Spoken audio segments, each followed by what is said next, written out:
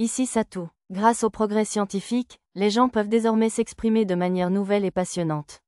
Fini le temps des géants sous terre et des dieux dans les cieux. Aussi ridicules que soient ces idées, je les ai toujours trouvées amusantes. D'abord, allons voir Yoroi et Mukuro. Ses cheveux noirs flottant derrière elle, Semri la vampiresse pointa du doigt. Après avoir quitté le château de la nuit éternelle, nous étions à dos de Roper, le monstre de compagnie de Semri. Je n'avais jamais fait de Roper auparavant, mais le trajet était étonnamment doux et confortable. C'est loin? Pas avec Roper. Semri avait l'air fier. Ouvrant ma carte, je vérifiai où nous allions. Je m'en doutais. C'est dans une des zones vierges, hein? Le territoire où nous nous dirigions était protégé par une barrière similaire à celle du château de Ban. J'avais oublié d'en parler à l'ancêtre. Il faudrait que je découvre la nature exacte des barrières qui pourraient bloquer ma magie spatiale et fouiller toute la carte à un moment donné. On y arrive bientôt. Quittant le passage principal, nous avons emprunté un chemin secondaire vers la zone vide. LWOOPWWWERRR. Le repère s'est soudainement arrêté au milieu du chemin. Mon écran de rat indiquait que la barrière des enfers était juste devant nous. Je doutais qu'elle mène vraiment jusqu'au enfer, mais ce n'était certainement pas le nom le plus attrayant. Attends ici, repère. Allons-y, Kuro. En descendant du monstre, Semri a tendu la main vers moi. On va entrer sur le territoire de Yoroi, alors tu vas devoir me tenir la main pour entrer. J'ai accepté sa main légèrement froide et nous avons franchi la barrière ensemble. J'aurais probablement pu entrer seul, mais je ne voulais pas déclencher une alarme en entrant sans permission. Une fois à l'intérieur, j'ai utilisé ma compétence, fouiller toute la carte, avec l'intention de faire quelques recherches sur Mukuro et Yoroi avant de les rencontrer. Il semblait pourtant qu'il s'agissait de surnoms. Je n'ai trouvé aucun résultat en cherchant ces noms sur la carte. L'entité la plus puissante était une momie royale de niveau 72, dotée de 2 compétences uniques intrigantes, créateur de métal et fabrique de rêves. Son vrai nom était apparemment Tetsuo. Le deuxième plus puissant était un traqueur de fer de niveau 53. Celui-ci s'appelait Takeru et possédait une compétence unique à consonance sinistre, possession d'âme. Il s'agissait probablement des 2 réincarnations mentionnées par Ban. À moins que je ne me trompe complètement, la momie royale Tetsuo était probablement Mukuro, et le traqueur de fer Takeru devait être Yoroi. Curieusement, on pourrait penser que leur vrai nom serait l'inverse, puisque Tetsuo signifie généralement « fer ». Dès que nous sommes entrés dans la caverne, après la barrière, nous nous sommes retrouvés sur un champ de bataille. Génial, on dirait qu'ils ne font que commencer. Souriant comme un enfant qui a retrouvé son jouet préféré, Semri me tira par la main jusqu'à un endroit offrant une belle vue. Devant moi, des véhicules d'acier avançaient, chacun équipé de 2 chenilles creusant de profondes tranchées dans le sol. Les 4 chars s'arrêtèrent au sommet d'une colline et pivotèrent leurs tourelles. Après un moment de silence, une fumée noire s'échappa de la bouche et du frein de bouche. Ils n'utilisent pas de poudre noire? Les 4 obus traversèrent le champ de bataille, frappant le golem d'acier qui venait de franchir la première tranchée. Les tirs transpercèrent l'épais blindage du golem et le mur de terre derrière lui, soulevant un nuage de poussière. Détruit d'un seul coup, le corps du golem vola en éclats. Oh, voilà le slogan de Mukuro. Le slogan? Comme pour répondre à ma question, une voix forte résonna dans la caverne souterraine, amplifiée par un mégaphone. Crève, fantastique, waouh, vraiment? On aurait dit un familier sur un continent flottant. Encore cette réplique? Utilise tes propres mots pour célébrer, pour une fois, espèce d'abruti. D'un endroit invisible, l'adversaire lança des huées d'une voix synthétique. Ce devait être Yoroi, aussi connu sous le nom de Takeru, le traqueur de fer. En y regardant de plus près, je vis de fines tours grillagées peintes en rouge ou en blanc parsemant le champ de bataille, avec quelque chose qui ressemblait à des haut-parleurs au sommet. C'était sûrement de là que venaient les voix. En consultant ma carte, je confirmais que le camp en défense était Mukuro, le roi momie Tetsuo. Outre les 4 chars, le camp en défense disposait de 4 véhicules blindés et de 56 soldats squelettes. Le camp attaquant comptait 7 golems d'acier et 56 soldats debout. Au lieu d'épées et de boucliers, les 2 camps étaient armés de fusils à baïonnettes. En incluant le golem qui venait d'être détruit, cela signifiait que le score était de 64 contre 64. Ce n'était pas une guerre, mais plutôt un jeu de guerre. On dirait que Mukuro va gagner cette fois. Semri et moi avons observé la bataille depuis une tour d'observation. Comme je l'avais soupçonné au départ, il s'agissait plus d'un jeu de stratégie que d'une véritable guerre. La victoire a finalement été aux chars, qui ont dominé la partie grâce à leur tactique d'embuscade. Une seule fois, un golem s'est approché suffisamment près pour détruire 2 chars, mais une embuscade menée par un berserker a détruit la jambe du golem, qu'il a ensuite achevé à distance par un tir concentré. À voir ce combat, on pourrait croire que l'armement moderne avait gagné, mais les mouvements des golems semblaient assurément lents. De l'extérieur, ils ressemblaient à ceux qui protégeaient le territoire du vampire progéniteur, mais leurs mouvements étaient lents, comme s'ils manquaient de puissance. Si l'un de ces golems gardiens était là, je pensais qu'il pourrait facilement anéantir tous les chars. Peut-être y avait-il un handicap ou une réglementation. Bon, allons voir Mukuro. Semri sauta aussitôt de la tour, alors je l'imitais. Après avoir assisté à une bataille d'apparence relativement moderne, je me suis senti bizarre de sauter d'une tour de 20 mètres de haut sans fil de sauvetage, même si je faisais ce genre de choses tout le temps. De l'autre côté du champ de bataille se trouvait un bâtiment blanc sans relief qui ressemblait à une sorte de laboratoire. Une clôture de 2 mètres de haut l'entourait, surmontée de barbelés. Si Arisa était là, elle se plaindrait que cela gâchait l'ambiance fantastique du monde. Semri semblait être une invitée familière. Après avoir salué la momie qui gardait la porte, nous avons pu entrer dans le bâtiment sans problème. C'est du béton? De loin, je pensais que le bâtiment était en marbre, mais de près, on aurait dit du béton. Une momie nous guida plus loin dans le bâtiment. Elle portait une tenue de domestique, mais j'oublierai tout de suite que je l'avais vue. La momie nous conduisit dans une immense pièce qui semblait éclairée par des néons. Il y avait une grande table au centre de la pièce, avec un diorama reproduisant le champ de bataille que nous venions d'observer, avec des chars miniatures, des golems, etc. De chaque côté se tenait une momie et une armure métallique, discutant d'un sujet. Mon écran de réalité augmentée confirma qu'il s'agissait de la momie royale Tetsuo, alias Mukuro, et du traqueur de fer Takeru, alias Yoroi. HRMPH. Semri, hein? Tu es venu réclamer un char pour battre Ban? Si tu me laisses serrer ces sacs inutiles sur ta poitrine, je te trouverai un modèle d'élite extra fort. Espèce de vieux pervers. Et si le seigneur Ban me méprisait d'avoir apporté une arme aussi grossière dans son château, hein? Semri rougit à cette remarque incendiaire et les poursuivit en agitant les bras. S'enfuyant, il semblait vraiment s'amuser. Devait-il vraiment se comporter comme des enfants? Au fait, qui est ce type? Sait-on tu sais quoi, Semri? Tu as finalement renoncé à avoir Ban pour toi tout seul? Ils cessèrent enfin de taquiner Semri de manière déplacée pour remarquer ma présence. Yoroi fit un geste vulgaire des doigts, ce qui poussa Semri à arracher son casque de son corps. Comme je le soupçonnais, l'armure semblait vide à l'intérieur. Si Arisa le rencontrait, elle lui demanderait probablement de dire « frère ». D'une voix douce. Bien sûr que non, crétin. Seigneur Ban m'a demandé de l'amener ici. Ah bon? Mukuro me lança un regard suspicieux. Pour une momie, son visage était étonnamment expressif. Enchanté, je m'appelle Kuro, je viens du même endroit que Sir Ban. Ça aiderait si je disais que je suis japonais?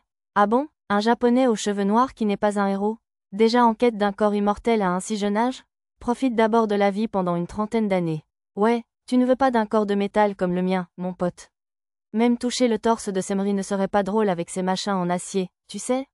Mon torse n'appartient qu'à Seigneur Ban. Quelle réaction bruyante à ma présentation. Pourtant, ils avaient l'air de pouvoir facilement être le boss intermédiaire et final d'un jeu. Surtout Mukuro. Si je n'avais pas rencontré le roi mort-vivant Zen, je l'aurais peut-être pris pour un monstre et je l'aurais détruit.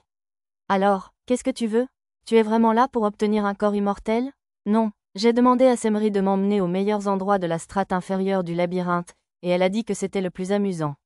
Sérieusement? Tu fais du tourisme ici? Oh, je n'ai jamais vu personne venir ici, au fond de l'enfer, pour le plaisir. Quand j'ai répondu franchement, ils ont tous les deux ri de moi. Eh bien, ça marche. Depuis 1000 ans, nos seuls visiteurs recherchent la vie éternelle, le savoir perdu ou d'autres demandes stupides. Ou des héros en herbe qui nous prennent pour des seigneurs démons et viennent nous vaincre, mais on se débarrasse vite de ces perdants. Je ne pouvais pas déchiffrer leurs expressions, mais je voyais bien qu'ils trouvaient tout cela agaçant. En tout cas, ils semblaient apprécier ma visite, alors je leur ai offert des cadeaux du fond de mon entrepôt, comme des canons à poudre et des mousquets. Je m'inquiétais de savoir si je parviendrais à sortir le canon par la boîte à objets, mais heureusement, l'ouverture a changé de taille pour me le permettre. Zut alors, ce sont des antiquités rares. J'ai installé ce canon moi-même quand j'étais dans l'Empire Flux. Ils ont eu une énorme épidémie de slimes drainant la magie, alors je leur ai donné ça pour les repousser. Apparemment, Yoroi avait été ingénieur pour l'Empire Flux. Si je me souvenais bien, il s'agissait d'une civilisation détruite par le seigneur démon orc, le seigneur sanglier d'or, il y a 600 ou 700 ans. Je ressentais un étrange lien avec eux, car les cœurs de cité avec lesquels j'avais passé des contrats dans le désert appartenaient eux aussi à l'Empire Flux. Et ce fusil est fait de minerais cramoisis. Quel fou ferait ça? Les fusils n'ont pas besoin d'être aussi puissants. Excusez-moi d'être fou, c'était un fusil que j'avais fabriqué juste pour le plaisir. J'ai dissimulé mes pensées gênantes avec poker face, en les regardant bricoler leurs cadeaux. Ils semblaient encore plus ravis que je ne l'aurais cru. En échange, ils m'ont proposé de me laisser entrer dans leur musée subspatial. Mukuro est entré par une porte dorée flottant dans les airs. Ce devait être un portail de téléportation, car son point a disparu de ma carte et de mon radar. En vérifiant ma colonne de marqueurs, j'ai vu que sa position actuelle était indiquée comme inconnue.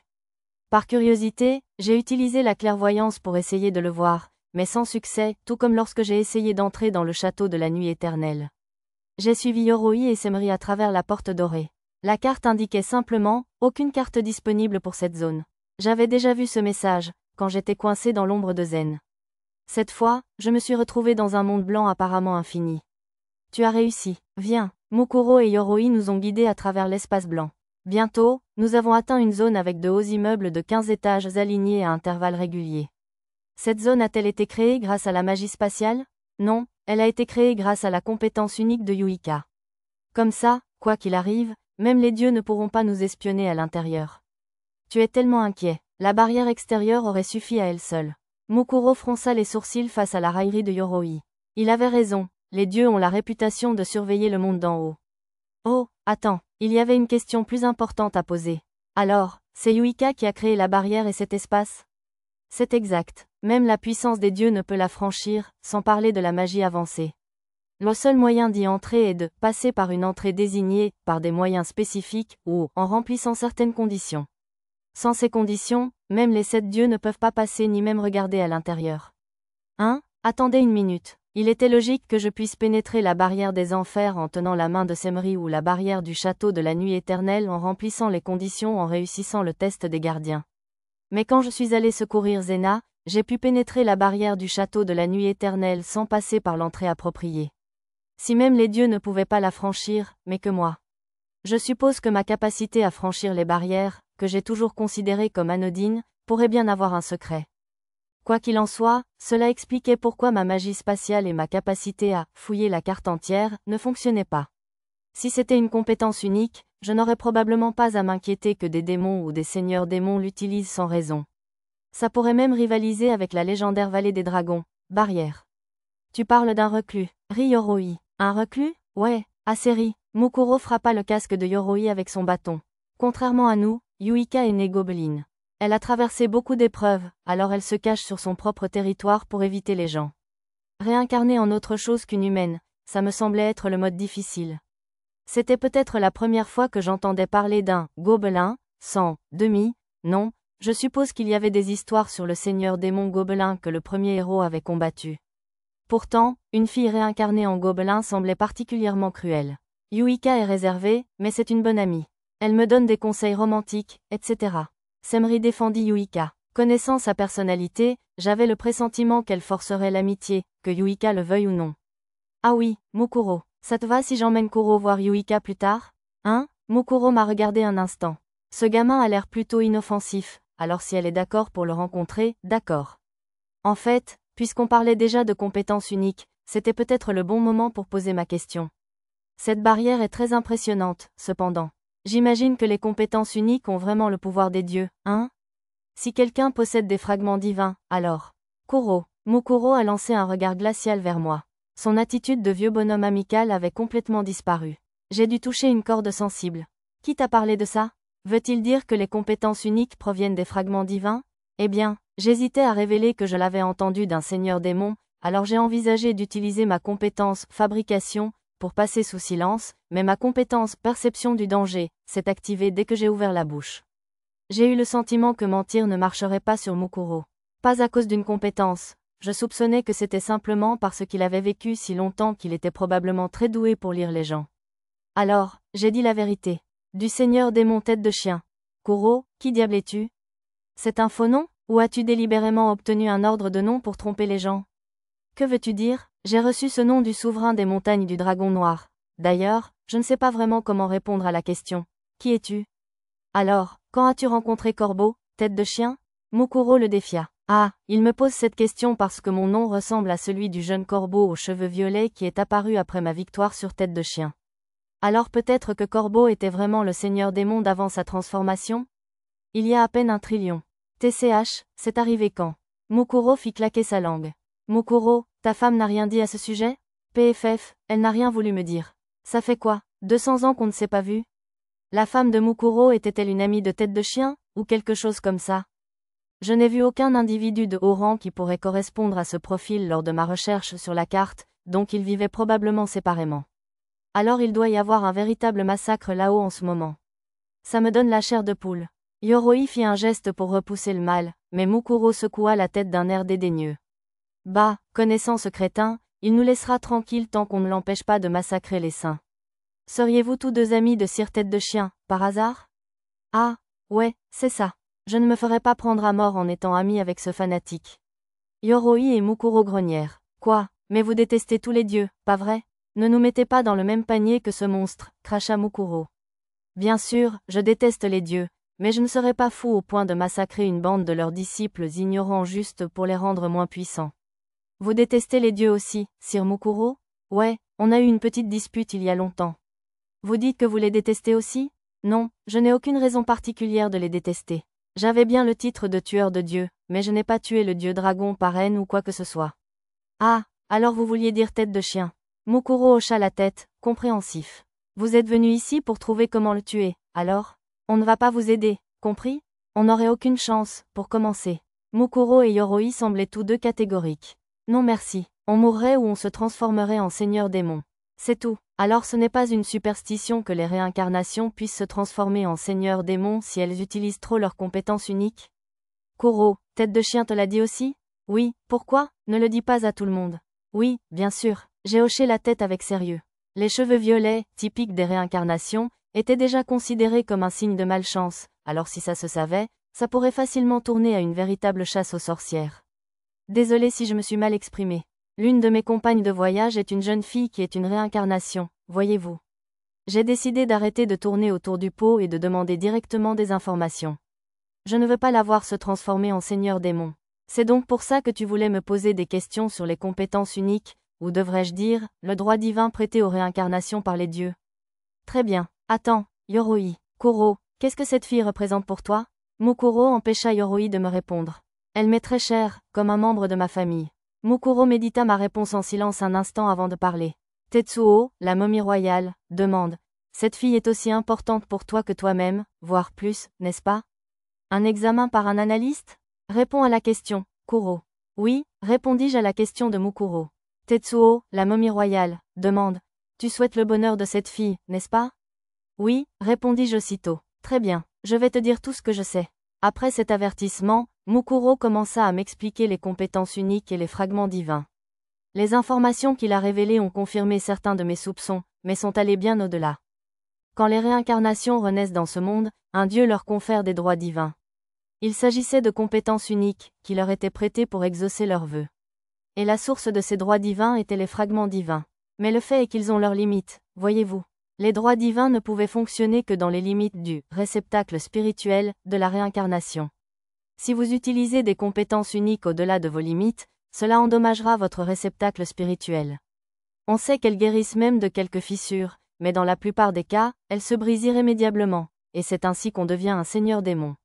Donc, une fois que quelqu'un est devenu un seigneur démon, il n'y a aucun moyen de le faire revenir à la normale? Oui, j'en ai bien peur. Il existe de rares cas, comme Doged, où ils parviennent à garder la raison, mais la plupart deviennent fous et violents. J'ai entendu dire que les dieux peuvent réparer un réceptacle, mais ils ne gaspilleraient pas leur précieux pouvoir divin pour ça, les salauds. Et la magie de prière par une prêtresse de haut rang? Pas de chance, ce n'est pas le genre de truc que les humains peuvent faire. Je suppose donc que se transformer en seigneur démon est irréversible. Ne te décourage pas. Si tu t'inquiètes, assure-toi juste qu'elle n'utilise pas ses compétences uniques au-delà de ses limites. Exactement. Le bon dosage est important. J'espérais plus d'aide que l'avertissement d'un pharmacien. Quoi, vous ne nous croyez pas? J'ai vu des tonnes de réincarnations de mon temps, mais à moins qu'elles ne dépassent le nombre d'utilisations que le dieu leur a fixé au départ, aucune n'est jamais devenue seigneur démon. Le dieu a fixé un nombre d'utilisations limité? Maintenant que j'y avais réfléchi, la compétence unique d'Arisa, jamais abandonnée, était limitée à 3 utilisations, avec une utilisation restaurée par mois. Je ne connaissais pas les limites de son autre compétence unique, surpuissance, alors il faudrait que je lui demande un jour. Ne peuvent-ils pas aussi se transformer en seigneur démon s'il essaie d'utiliser des compétences uniques alors qu'ils sont mortellement blessés ou sur le point de mourir d'une maladie ou autre? Ah oui, et l'un d'eux s'est même transformé en seigneur démon à cause d'une dépression. Ouah, Je ne pouvais pas me fier uniquement aux limites d'utilisation, alors. En gros, un esprit et un corps sain sont vraiment importants. Il faut juste la garder heureuse et en bonne santé, et peut-être augmenter son niveau pour améliorer ses compétences de base aussi, d'accord? C'était logique. C'était bien d'avoir des informations de mes aînés. Oh, et si cette fille a un chaos en un coup ou une compétence qui dépasse les limites, tu ferais mieux de la prévenir de ne pas l'utiliser. Ça peut dépasser la limite de l'âme et te transformer instantanément en seigneur démon si tu ne fais pas attention. Tiens, ça décrivait trop bien la compétence unique surpuissance d'Arisa. Quoi, elle en a une? Mukuro et Yoroi échangèrent un regard. Écoute, j'ai un trésor sacré dans ma boîte à objets qui peut préserver le réceptacle de l'âme. C'est une sorte de contrainte physique ou de soutien, mais c'est sacrément efficace. Tu me laisserais l'utiliser? Je sautai sur les paroles de Mukuro avec empressement. Tiens-toi tranquille, ce n'est pas gratuit, d'accord? Mukuro sourit malicieusement. Je ne te demanderai pas quelque chose d'aussi fou qu'une dent de dragon. Peut-être juste quelques écailles de dragon, quelques branches ou feuilles d'un arbre-monde, et un peu de philosophium. Dis donc, c'est beaucoup trop demandé à un enfant comme lui. Choisis quelque chose de plus réaliste, d'accord? Yoroi rejeta le prix proposé par Mukuro. Mais si cela pouvait empêcher Arisa de se transformer en seigneur démon, c'était un prix modique. Combien de feuilles et de branches de l'arbre-monde te faut-il? Disons l'équivalent d'un chariot de branches et assez de feuilles pour couvrir le sol. Les branches de l'arbre-monde étaient épaisses, donc assez pour un chariot serait facile. D'accord, je les tire ici? Tu les as? J'ai hoché la tête vers Mukuro, l'air surpris, et il m'a indiqué un entrepôt, où j'ai commencé à les sortir grâce à ma boîte à objets. Zut, j'arrive pas à croire que tu les aies vraiment. Yoroi me regarda, stupéfait, tandis que je sortais les objets. C'est quoi ça? Une écaille de dragon? Qu'est-ce qui ne va pas? Ça ne vient pas d'un dragon adulte? Mukuro siffla, surpris. Et ces feuilles ne viennent pas d'un jeune arbre, elles viennent du vrai, hein? Les écailles mises à part, je ne comprenais pas vraiment pourquoi Mukuro était si surpris par les feuilles et les branches. Mais ça semblait être un paiement acceptable, alors je lui tendis un éclat de philosophium de la taille d'un ongle, une pierre philosophale. Celle-là aussi, c'est du vrai. Zut, Kuro, qui es-tu? J'ai juste des relations avec les elfes et un ou deux dragons. Les relations n'expliquent pas pourquoi ils donneraient des branches de l'arbre-monde, et encore moins quelque chose d'aussi précieux que le philosophium, à un humain. Mukuro s'interrompit. Mais je suppose que je ne vais pas t'interroger. C'est vrai, Mukuro. Ce type est descendu jusqu'aux profondeurs de la terre et nous a donné des objets de grande valeur sans même marchander. Cette fille doit être très importante pour lui. Ils avaient raison, mais c'était un peu gênant de l'entendre répéter comme ça. Tiens, Kuro, voici une guirlande de coquillages d'âme. Qu'elle la porte le plus près possible de la tête, d'accord? Mukuro me tendit une sorte de broche qui ressemblait à un anneau de petites fleurs superposées. Ce doit être l'objet qui protège le réceptacle d'âme. Après qu'elle ait utilisé une technique de destruction en un coup, assure-toi qu'elle vérifie la guirlande de coquillages d'âme. Si la perle d'âme violette à l'intérieur est fissurée ou voilée, c'est mauvais signe. Tu devrais lui faire prendre un élixir ou la faire soigner par la magie de prière d'une prêtresse au plus vite. Tant mieux, alors je peux lui donner un élixir. Si tu as besoin d'élixir, je suis sûr que Ban te les trouvera. Il en a toujours en réserve pour les servantes de son château. Merci beaucoup pour le conseil. J'en avais déjà sous la main, donc je n'ai pas eu besoin de me tourner vers le géniteur. En fait, c'était l'occasion de poser une autre question.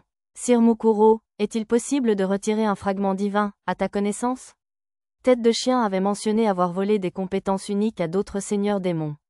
Il avait dit que c'était impossible, mais je me suis dit que si on pouvait les voler, il y aurait peut-être un moyen de les retirer. Hein? Quoi? Pour te débarrasser du danger à l'avance? J'ai hoché la tête. Je comprends que tu veuilles éliminer le risque, mais... Assez de préparation, mec. Dis-le lui tout de suite. Yoroi interrompit l'explication détournée de Mukuro. Burke, tu es vraiment pénible.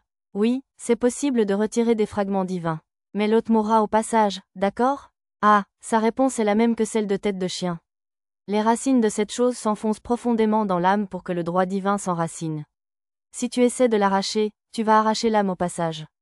Si tu te trompes, il pourrait se transformer en seigneur démon sur le champ, et même si tu ne le fais pas, il ne pourra probablement plus jamais entrer dans le cycle des renaissances. J'imagine que c'était encore plus dangereux que je ne le pensais. D'après Mukuro, il y a environ 1000 ans, il y avait un seigneur démon dont la compétence unique et violente pouvait voler les droits divins d'autres réincarnations, et c'est grâce à ses victimes qu'ils en connaissaient les conséquences. Il y avait aussi un seigneur démon dont le droit divin pouvait être transmis à ses proches, mais c'est tellement spécifique que je doute que ça t'aide. C'était plus ou moins la fin de la discussion sur la suppression des fragments divins. À ce qu'il paraît, à moins d'avoir la chance de rencontrer une réincarnation dont la compétence unique pouvait supprimer les fragments divins sans risque, il était impossible de les extraire d'Arisa.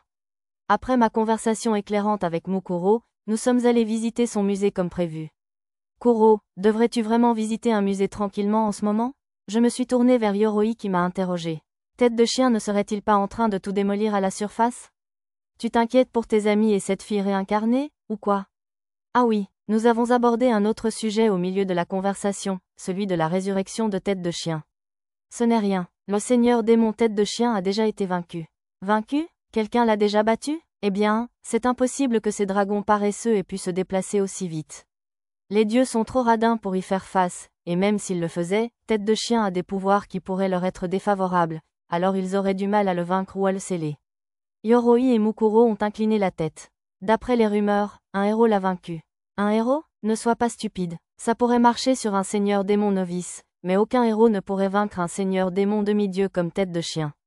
Je disais la vérité, mais ils ne me croyaient pas. Bien sûr, les héros sont forts, puisqu'ils tirent leur pouvoir de parion. Mais quand même, Mukuro me lança un regard dubitatif. Le truc, c'est que ce ne sont que des humains qui ont reçu un peu de la puissance d'un dieu. À peine mieux que nous, les réincarnations, franchement. Si les dieux n'ont pas pu le vaincre directement, il n'y a aucune chance que quelqu'un avec une fraction de leur puissance puisse faire le boulot. Certes, leur logique était logique. Hayato le héros était réputé pour être le plus fort de l'humanité, mais même là, je ne pouvais pas dire combien d'humains de ce niveau il faudrait pour vaincre Tête de chien. Peut-être que le héros a eu l'aide des dieux ou des dragons, alors. J'ai utilisé ma compétence, fabrication, pour clore le sujet de façon arbitraire. Eh bien, tant que Tête de chien ne se déchaîne pas, tant mieux. Je préfère mater le derrière de Semri plutôt que de penser à ce type bizarre. Le regard de Yoroi se reporta sur les courbes de Semri qui marchaient devant nous. Je ne pouvais pas le contredire, mais il me semblait inapproprié de le dire à portée de voix. Eh, arrête de me fixer comme ça. Mon derrière n'appartient qu'à Seigneur Ban. Allez, ne sois pas comme ça. Un petit coup d'œil n'a jamais fait de mal à personne. Si, je ne sais ni comment ni quand, mais je te le garantis. Semri lança un regard noir à Yoroi, qui ressemblait à un vieux pervers en armure vide. Ça suffit, je vous ai amené dans mon musée, bande de salauds, alors le moins que vous puissiez faire, c'est de vous taire et de regarder. Oh, c'est sûr, comme si vous nous rendiez service. Je sais que vous mourrez d'envie de le montrer. Cette fois, Mukuro et Yoroi commencèrent à se disputer. Ils semblaient très proches. Je détournai mon attention vers les objets du musée. Il y avait une quantité impressionnante d'armes, des pistolets et des fusils familiers, une mitraillette, des mortiers et des projectiles explosifs, pour n'en citer que quelques-uns.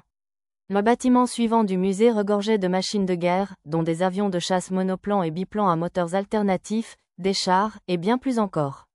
Contrairement aux chars que j'avais vus à la surface, ma compétence analyse me suggérait que même Semri aurait du mal à en combattre un. Ceux-ci utilisent les moteurs à flamme bleue développés dans l'Empire Flux. Ils nécessitent une précieuse source de carburant appelée pièce bleue, vous en avez déjà entendu parler? Les Blue Coins étaient une monnaie issue des pierres philosophales. S'ils les utilisaient comme carburant, alors les moteurs à flamme bleue de l'Empire de Flux devaient être similaires aux moteurs à pierre de l'arbre sacré des elfes. D'après Mukuro, les chars que nous avons vus dehors utilisaient des moteurs à combustion interne. C'est fou, non? Ce type va jusqu'à la strate moyenne pour trouver de l'huile pour ses stupides jouets. Ce sont mes subalternes qui les transportent. Tyrannon est un excellent animal de bas. Tandis que Yoroi ricanait devant le passe-temps obsessionnel de Mukuro, Semri se vantait de son animal de compagnie vampirique.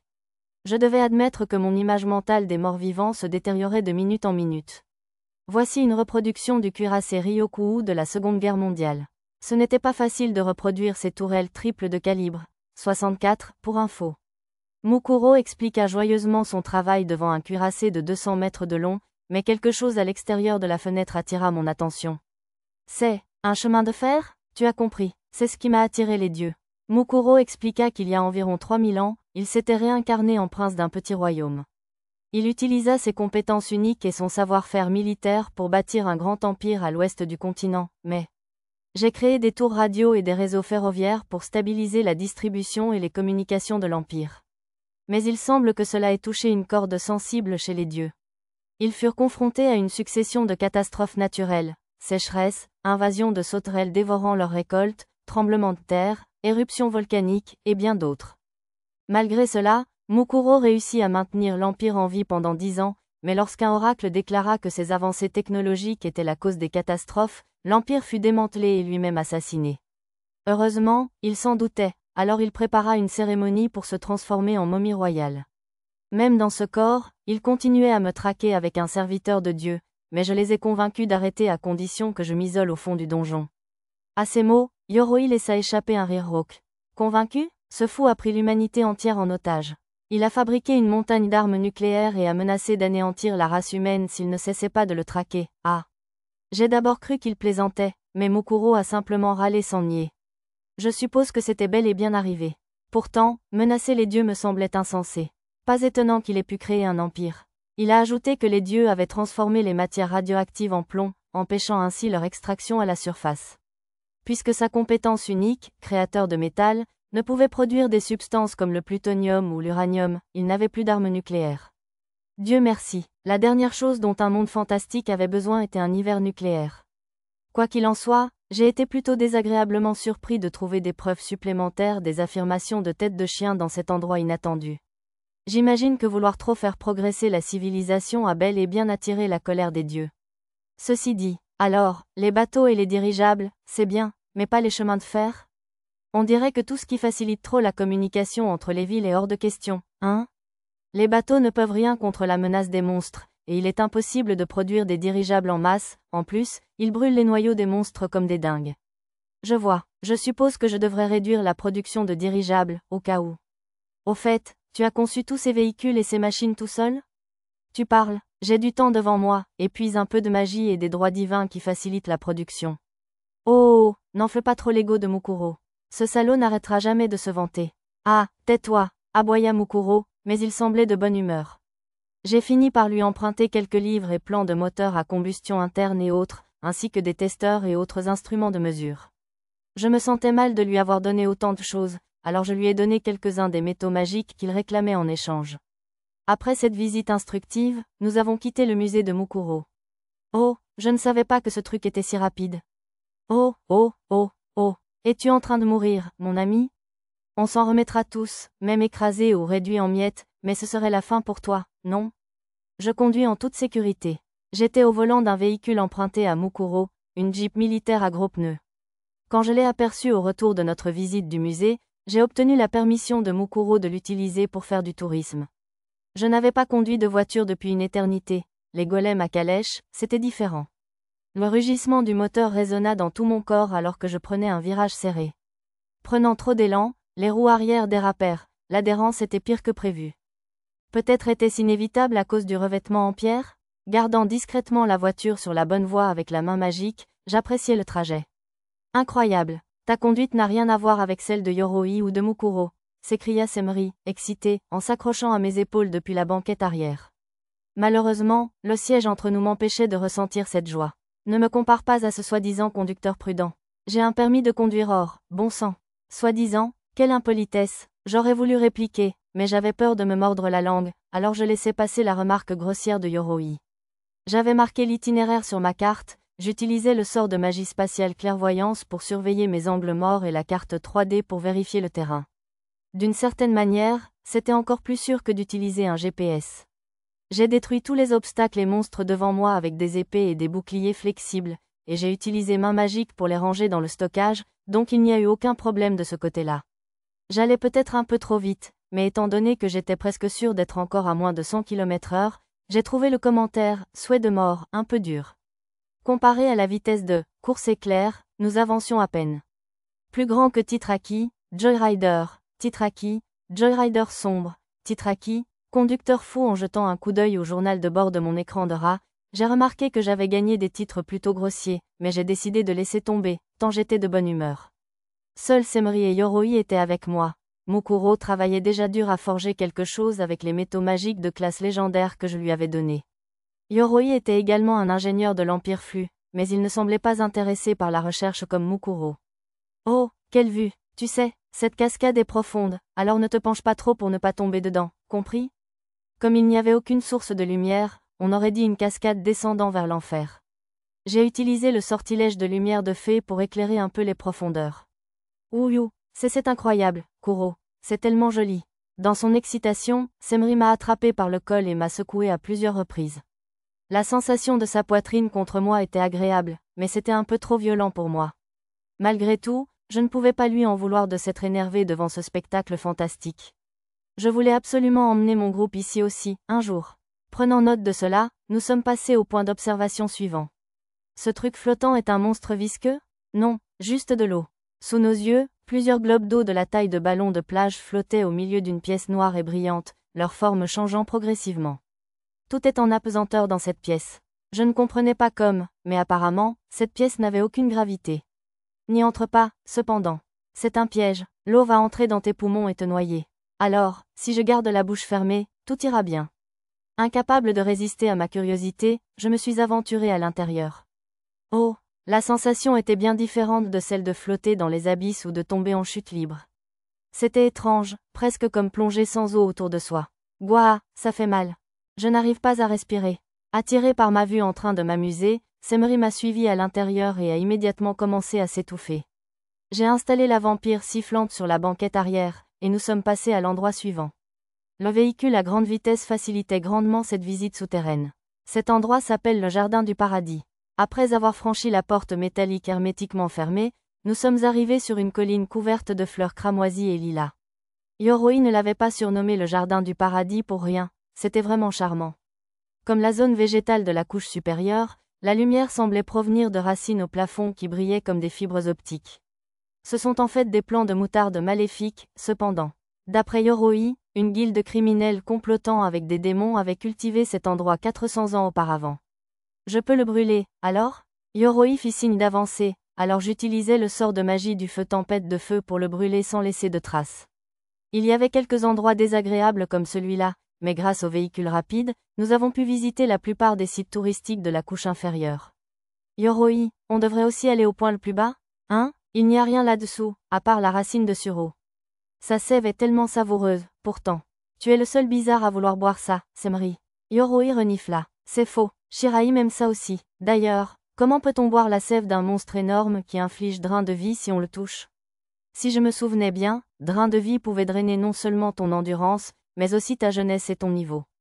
Mais tu peux récupérer ce qu'il a volé en buvant la sève, hein? Seuls les vampires comme toi peuvent faire ça. Semri parut déçu, mais je n'avais pas vraiment envie d'affronter un monstre aussi dangereux, alors je donnai raison à Yoroi. Arrête la voiture derrière ce rocher. Je suivis les indications de Yoroi et me garai. Cette zone était le repère d'une famille de dragons maléfiques. Il y avait aussi des monstres comme des basiliques et des scorpions flamboyants. Je déteste cet endroit, ça sent toujours si mauvais. C'est du soufre? C'est vrai, je regrette de vous décevoir, mais il n'y a pas de source chaude ici, si c'est ce que vous espériez. C'était une supposition très japonaise, mais j'étais fin prête, puisque j'en avais déjà construit une dans la strate moyenne. Il fait vraiment très chaud ici. J'eus l'impression que Yoroi me souriait d'un air narquois depuis son casque vide. Rangeant ma cape dans la boîte à objets, je le suivis. Nous franchissâmes quelques portes de pierre, la température augmentant à chaque fois. Bientôt, il fit une chaleur torride comme en plein été. Le seul avantage était que Semri avait enfilé une tenue sexy, genre bikini. Qu'en pensez-vous? Plutôt bien, non? Oui, la chaleur, c'est peut-être pas si mal de temps en temps. J'approuvais avec enthousiasme Yoroi tandis que nous avancions dans le couloir. Je ne vous comprends pas, les gars. Semri semblait perplexe, mais je ne voulais pas qu'elle le découvre et nous prive de notre précieux avantage, alors je suis resté muet. Bien sûr, Yoroi n'a rien dit de stupide non plus. S'il avait un vrai corps, ce serait amusant d'aller visiter des bordels ensemble. C'est là-bas. Nous avons franchi la dernière porte et sommes finalement arrivés à une grande caverne ouverte. Qu'en penses-tu, Kuro? Plutôt fantastique, hein? C'est vraiment un spectacle. La lave jaillissait du sol comme des geysers, formant des flots rouges. Cela me rappelait le volcan du Seigneur des Flammes que j'avais vu dans les mers du Sud, mais celui-ci était d'une beauté unique. Les geysers produisaient aussi un gaz mortel, alors j'ai utilisé des sorts comme canopée et contrôle de l'air pour y remédier. Tous ces monstres sous la lumière rouge de la lave rendaient le spectacle encore plus fascinant. Je pourrais peut-être en chasser quelques-uns plus tard et les offrir à Lisa et aux autres en souvenir. Malheureusement, les dragons maléfiques dormaient au plus profond du volcan, là où je ne pouvais pas les voir. Dis donc, Kuro, tu veux savoir un secret? Il y a des dragons ici, murmura Yoroi d'une voix conspiratrice. Oui, je sais. Ah, ne t'inquiète pas, Kuro. Ces dragons dorment toujours sur leur île au milieu du lac de lave. Tant que rien ne fait de bruit, tout ira bien. Avant que je puisse répondre, Semri m'a rassuré. même si cela ressemblait davantage à un piège. Normalement, ce conseil aurait été anodin, mais comme Semri semblait encore plus maladroite que Pochi ou Karina, j'ai eu le sentiment qu'elle risquait de se tromper. Bon sang, pourquoi l'avoir donné? On ne verra plus Kuro avoir l'air effrayé. Franchement, Yoroi, t'es vraiment un con. Semri posa les mains sur ses hanches, créant une ligne séduisante de son dos à sa taille. Alors que j'essayais de mettre ses pensées de côté et de profiter du paysage, j'ai vu Yoroi debout près d'un rocher jauni et sortir des outils de sa boîte à objets.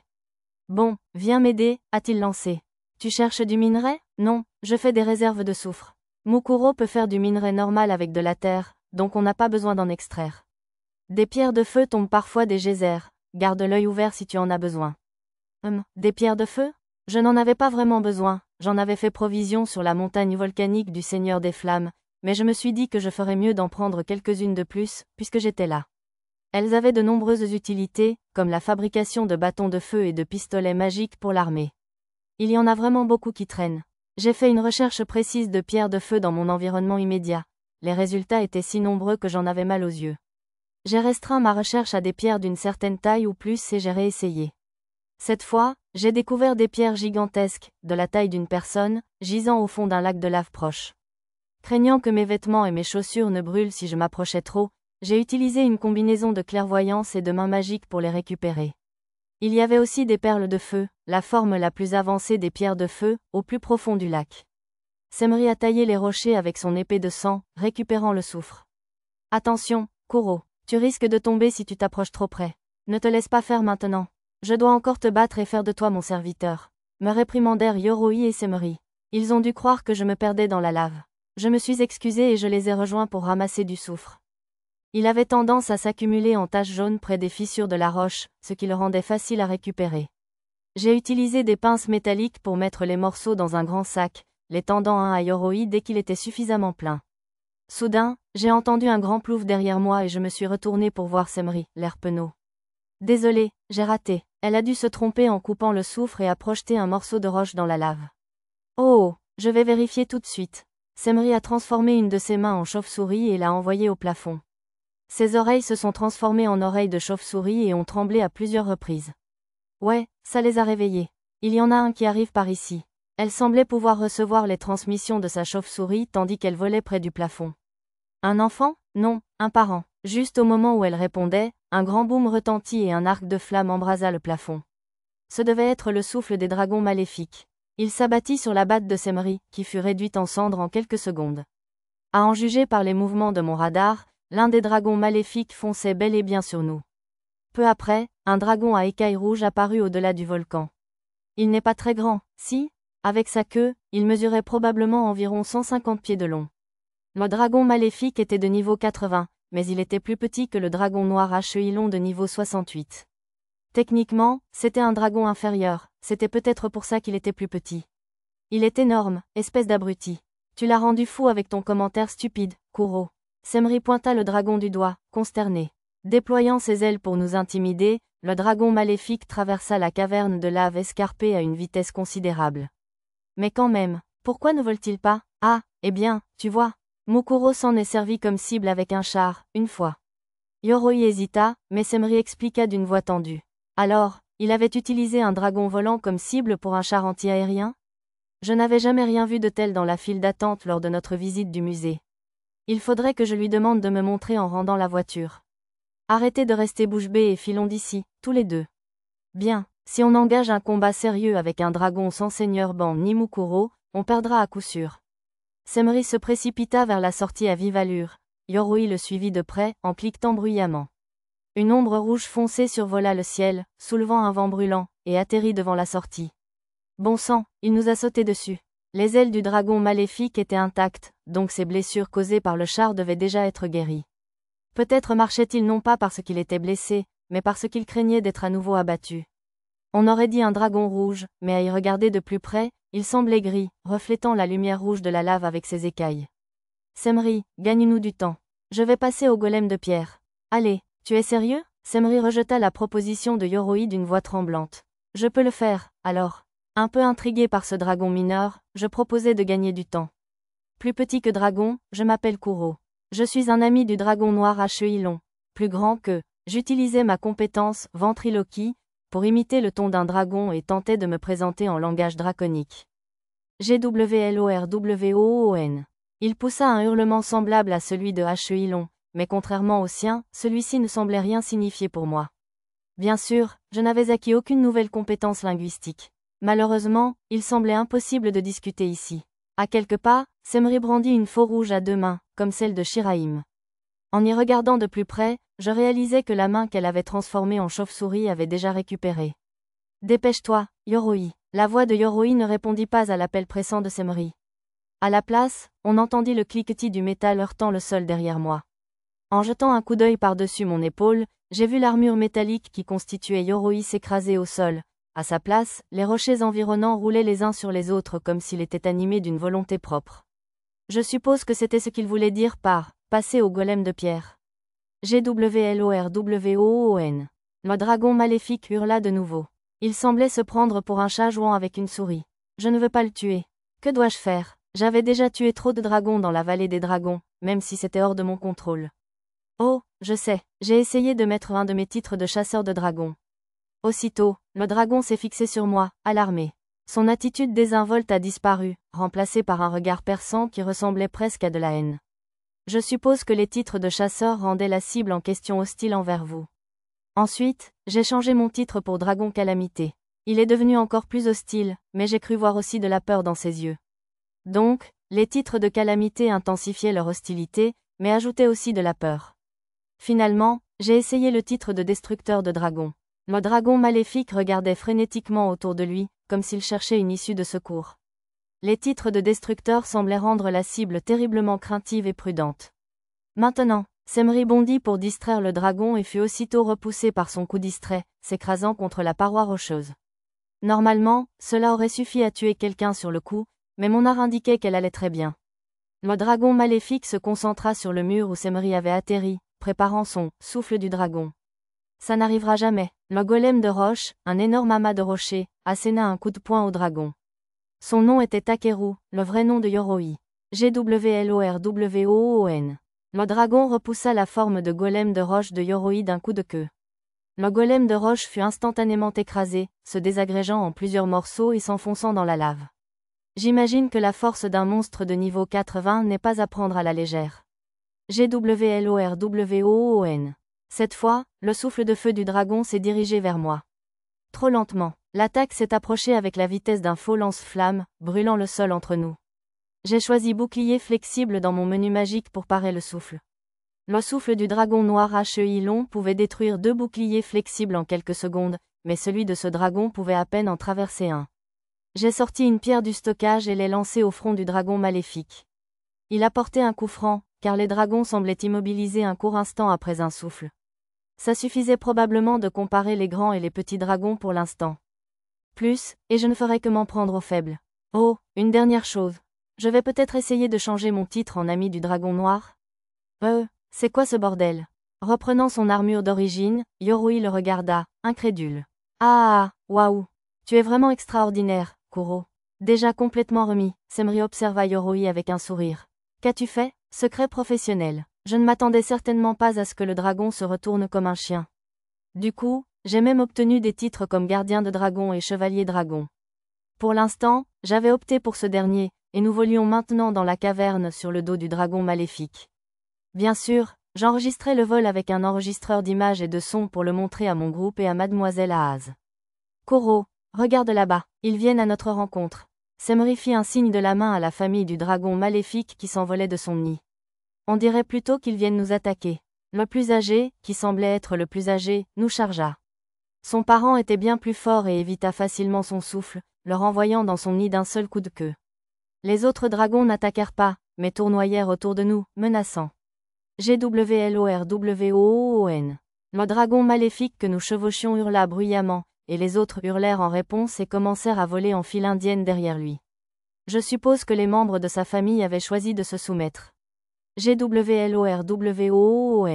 Le dragon part atterrit dans le nid, nous étions encore à bord, et commença à nous pousser des trésors depuis son nid. Je ne voulais pas refuser un cadeau, alors j'acceptais quelques pépites d'or et des bibelots. Ensuite, j'utilisais des sorts comme moule magique et forge pour fabriquer des couronnes et des bracelets de la taille d'un dragon, puis les offrit à la famille Dragon en retour. KWLOLUOON. KUULOLUON. KWROLUOON. Les dragons contemplèrent leurs nouveaux accessoires avec joie. J'imagine que les dragons aiment vraiment ce qui brille. Merci, Kuro. Remarquant que Semri avait l'air incroyablement jalouse, j'utilisai une des pépites d'or pour lui confectionner des accessoires assortis. Puis, comme je ne voulais pas que Yoroi se sente exclu, j'utilisai l'or restant pour décorer son armure. Oh, alors, j'ai l'air chic? Ouais, tu déchires, Yoroi. Yoroi et Semri semblaient satisfaits. En attendant que les dragons se calment, j'ai utilisé ma recherche cartographique, ma clairvoyance et ma main magique pour récupérer discrètement des ingrédients de feu rares, comme des pierres de feu et des perles de feu, dans les lacs environnants, ainsi que des écailles, des griffes, des dents et d'autres fragments du nid des dragons. Bon, on y va. Après avoir salué la famille des dragons maléfiques, nous avons quitté la caverne géante. Une fois sortis de la zone des dragons maléfiques, Semri nous a annoncé qu'il fallait aller voir Yuika, nous avons donc changé de cap. Si je me souvenais bien, Yuika était le nom de l'autre réincarnation dans la couche inférieure du labyrinthe. Je n'avais aucun scrupule à la rencontrer, et de plus, je ne pouvais refuser la demande de quelqu'un dont les sautillements bruyants m'avaient amusé toute la soirée.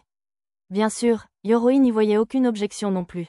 Arrêtez la voiture ici. Yuika va se mettre en colère si on fout le champ de fleurs en l'air. D'accord. Allez-y, vous deux. J'attends ici. Hein? Quoi? Tu ne veux pas venir, Yoroi? Si la jeune Yuika est là, je risque de la faire pleurer à nouveau. Yuika la gobeline a-t-elle un enfant? J'avais imaginé une fille solitaire et enfermée.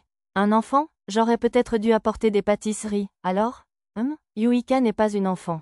Je crois qu'elle aime les sucreries, par contre. Si tu en fais la prochaine fois, je peux te ramener ici. Je suis perplexe. Alors elle n'a pas d'enfant? Bien sûr que non. Le seigneur Ban a dit que Yuika souffrait d'une sorte de trouble de la personnalité multiple. Non, ce n'est pas exactement un trouble de la personnalité multiple. Si quelque chose de vraiment horrible arrive à Yuika, elle utilise sa compétence unique pour se débarrasser de sa personnalité et de ses souvenirs et se transformer complètement. Je sais que ça fait penser à un manga, mais c'est vrai. Les anciennes personnalités, expliqua Yoroi, ne pouvaient qu'observer en arrière-plan, tels des fantômes. D'après Semri, si Yuika, la principale, s'endormait ou s'évanouissait, une de ses anciennes personnalités pouvait la posséder. Ce genre d'histoire était assez courant dans les anciens mangas et animes. D'une certaine manière, c'était comme si elle recréait, de manière autonome, l'effet que les hauts elfes de la forêt de Bolénan avaient créé avec l'Arbre-Monde. Nous avons laissé Yoroi avec la voiture et nous sommes dirigés vers le champ de fleurs, faiblement éclairé quelque part au plafond. Bien sûr, je ne voulais pas piétiner ces jolies fleurs, alors j'ai porté Semri sous mon bras et utilisé Skyrunning pour flotter au-dessus du sol. Kuro, tu vois où ces fleurs violettes forment un hexagramme? Atterris là-dedans. J'ai suivi les indications de Semri et j'ai atterri. Il y avait probablement une autre zone isolée par ici, comme celle qui abritait le musée de Mukuro. Alors, où allons-nous maintenant? Nulle part. Attends une seconde. Semri a pris une grande inspiration, alors je me suis vite bouché les oreilles. Effectivement, elle s'est mise à hurler, YUIKA. Encore et encore, tellement bruyant. Leur cri semblait tenir lieu de sonnette. L'hexagramme de fleurs violettes s'illumina et fit apparaître 6 portes flottantes transparentes, une à chaque extrémité. Les portes étaient écrites en langue terrestre, 4 d'entre elles étaient en japonais et disaient « Faux, entrée de l'enfer, c'est un piège et n'entrez pas », tandis qu'une en anglais disait simplement « mort ». La dernière portait le mot anglais bienvenue en hiragana japonais. Mon instinct me disait que c'était toutes des pièges, mais mes compétences en sens du danger et en détection des pièges indiquaient que seule la porte bienvenue était sûre. Voyons voir, je crois que c'est celle-là. Semri bondit avec assurance vers la porte de l'entrée de l'enfer. Je l'attrapai rapidement par le col avant qu'elle ne puisse continuer. Qu'est-ce que tu fais? Ce n'est pas la bonne. Comment le sais-tu? Sans répondre, je l'entraînai vers la porte bienvenue. Waouh, tu avais vraiment raison. C'est dingue, Kuro. J'ai demandé à la vampiresse surexcitée comment elle réussissait habituellement, et elle m'a répondu qu'elle avait simplement persévéré jusqu'à ce qu'elle y parvienne. Si elle se trompait de porte, elle se transformait en brume ou en chauve-souris et s'échappait. Laissons à un vampire immortel le soin de procéder par tâtonnement. Bon sang, il me faut généralement 4 essais pour y arriver, grommela-t-elle, l'air étrangement vexé. Non, elle dit qu'elle est soignée, alors elle ne sort jamais. Une NEET? J'avais plutôt l'impression qu'elle était à la retraite. En tout cas, comme je le soupçonnais, cet endroit indiquait aucune carte disponible pour cette zone, tout comme le musée de Mukuro. J'ai essayé d'utiliser « Rechercher sur toute la carte » pour vérifier la zone, mais il n'y avait personne d'autre. On dirait qu'il n'y a personne ici. Ouais, Yuika est une poule mouillée. Il faut qu'on passe encore 8 portes avant de l'atteindre. C'était un niveau impressionnant de compétence en confinement. Je pensais pouvoir toutes les franchir d'instinct, mais les chances étaient de 6 puissance 9, donc environ 1 sur 10 millions.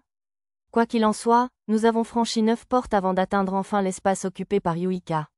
Nous sommes arrivés et avons découvert une maison de style japonais, adjacente à un champ et à une bambouseraie. Le porche en bois donnait sur une cour où des poules mangeaient de la nourriture, et où des oignons et des radis décombres pendaient aux avant-toits. L'endroit semblait idéal pour une vie tranquille à la campagne. En fait, on aurait dit un jardin miniature recréant le « bon vieux temps » de la campagne japonaise. Le temps semblait s'y dérouler différemment de la surface, il n'y avait pas de soleil, mais le ciel était aussi lumineux qu'un après-midi normal. C'est la maison de Yuika. Elle est habituellement dans le champ. Je me demande où elle est allée. Pendant que Semri observait autour de moi, j'ai utilisé la compétence « rechercher sur toute la carte » pour examiner les informations de Yuika. Comme Mukuro l'avait dit, sa race était gobelin. J'espérais presque voir un grand gobelin ou quelque chose comme ça, mais je suppose qu'elle était tout à fait normale. D'ailleurs, les gobelins étaient considérés comme une race de fées, comme les elfes, dans ce monde. Ils semblaient avoir une longue espérance de vie, comme les autres races de fées, puisque l'âge de Yuika rivalisait avec celui de Mukuro ou de Ban. Fidèle à sa nature recluse, son titre était « ermite », mais je me suis dit qu'il était prudent de l'ignorer. Étonnamment, elle n'était que niveau 50.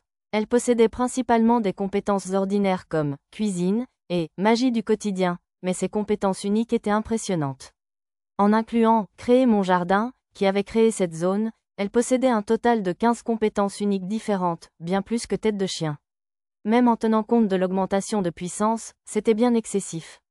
Je médisais silencieusement des dieux de ce monde. Ah oui, Yuika est facilement effrayée, alors ne fais pas de gestes brusques qui pourraient la faire paniquer. Je l'ai effrayée lors de notre première rencontre, et elle m'a écrasée dans les profondeurs de l'enfer. J'ai mis une éternité à en sortir. J'étais assez jalouse que les vampires puissent se remettre d'être écrasés. Je ne sais pas où elle est, par contre. Lassée de regarder autour d'elle, Semri grommela puis prit une grande inspiration. YUIKA. On est ici. YUIKA. Un instant plus tard, ma compétence, Wi-Fi, capta du bruit provenant de la maison japonaise. Semri sembla l'entendre aussi, car elle cessa de crier et se dirigea vers la maison. Semri, c'est toi? J'ai fait un décon mariné délicieux. Tu en apporteras pour Ban, d'accord? Oh non merci, tu vas jaunir le joli visage du seigneur Ban. Yuika ouvrit la porte coulissante et émergea, s'adressant à Semri d'une voix douce et juvénile qui trahissait son âge. Depuis quand les gobelins sont-ils aussi beaux? Elle avait la peau très pâle et claire, et ses longs cheveux soyeux qui descendaient jusqu'au sol étaient d'un violet clair d'orchidée. Bien que pas tout à fait au niveau de Lulu, elle était tout aussi charmante que des personnes comme Arisa ou Mia. Hormis ses oreilles légèrement pointues, semblables à celles d'un elfe, et ses 2 petites cornes sur le front, on pouvait facilement la prendre pour une humaine. Sa silhouette élancée et droite rappelait aussi les elfes. À bien y penser, les kobolds que j'avais rencontrés dans la baronnie de Muno et les orques que j'avais trouvés sous l'ancienne capitale du duché d'Ugouche ressemblaient beaucoup à des humains ou à des elfes. À première vue, sa tenue semblait assortie à sa maison japonaise d'antan, mais son kimono se terminait par une mini-jupe courte et des chaussettes hautes, ce qui était vraiment accrocheur. Mais c'est de la cuisine japonaise traditionnelle. Je suis sûre que Ban. Les yeux rouges de Yuika se fixèrent sur moi. Elle m'avait donc enfin remarqué. Je pense que la présence puissante de Semri l'avait d'abord distraite. L'espace d'un instant, elle parut ravie, puis son sourire se figea sur son visage. Attends, quoi? Personne n'a rien dit sur son caractère particulièrement androphobe. Ses lèvres ont bougé, et pendant une seconde, j'aurais juré qu'elle avait prononcé le mot Ichiru. Mais tout ce que j'ai entendu, c'est KYKAAA. Yuika hurlant comme si elle avait vu un fantôme.